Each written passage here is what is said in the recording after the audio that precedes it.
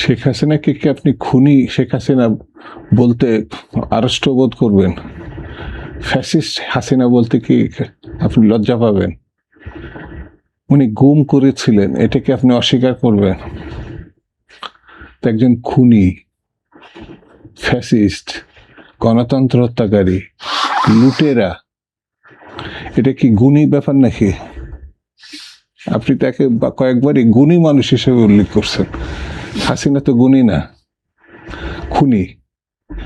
তো তার ব্যক্তিগত যে চিকিৎসক হবে, ধরেন হিটলারের চিকিৎসক, সে কি গুণী ব্যক্তি হবে?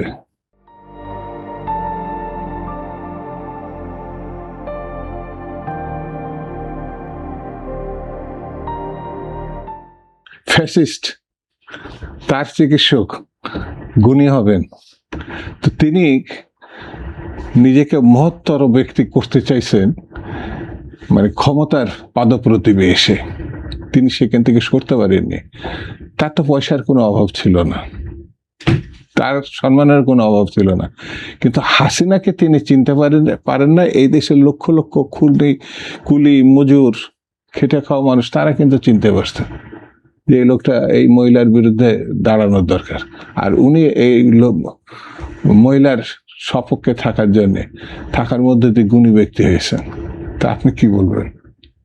না, ওনার একটা পদ ছিল, কিন্তু উনি শুধু পদ না, জুলাইয়ের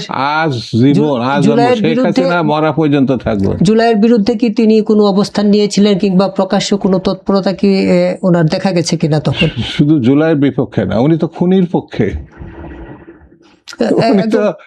একজন প্রধানমন্ত্রীর কোনো চিকিৎসক থাকবে না? তো থাকছে তো। এত মহৎ ব্যক্তি হওয়ার চিন্তা কি? এত মহৎ ব্যক্তি হওয়ার একই সঙ্গে দুটো হবে না তো, একটাকে আপনাকে বেছে নিতে হবে। খুনিকে বিরোধিতা করতেন, আপনি মহৎ ব্যক্তি। খুনিকে আপনি পক্ষে ঠেকেছেন, আপনি মহৎ ব্যক্তি না। আপনি সবকিছু, এই যে আল্লাহর যখন আপনি দরবারে গিয়ে রোজ হাসরে দাঁড়াবেন, তুই কি খুনিকে চিকিৎসা দিছস?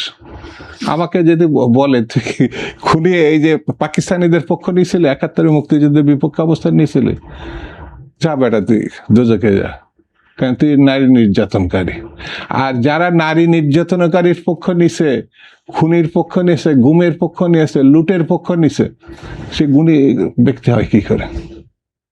চিকিৎসকটা শুধু ভালো চিকিৎসকের এইটাই গুণী ব্যক্তি, আর বাকিটা বাদ, আমার ওদিকে তাকানোর দরকার নাই। এই জন্যে একটা ব্যক্তিকে যখন মানে আলোচনা আনবে, তার সামগ্রিক বিষয়টা আনতে হবে। যেমন বি চৌধুরী, উনি তো চিকিৎসক না, ওনাকে ওইভাবে কেউ দেখবে? এমনকি বিএনপির সঙ্গে টাসেল হয়েছে, রাজনৈতিক ভিন্নতার কারণে তার সমালোচনা হয়েছে, কিন্তু এইভাবে কেউ সমালোচনা করবে? দেশে অনেক বরেণ্য চিকিৎসক আছে, তার সঙ্গে এইনার পার্থক্য হচ্ছে তারা এরকম খুনির পক্ষের ব্যক্তিগত চিকিৎসক হয় নাই, উনি হয়েছেন, উনি একমাত্র হয়েছেন। তো সেই সমালোচনাটা তাকে নিতে হবে তো।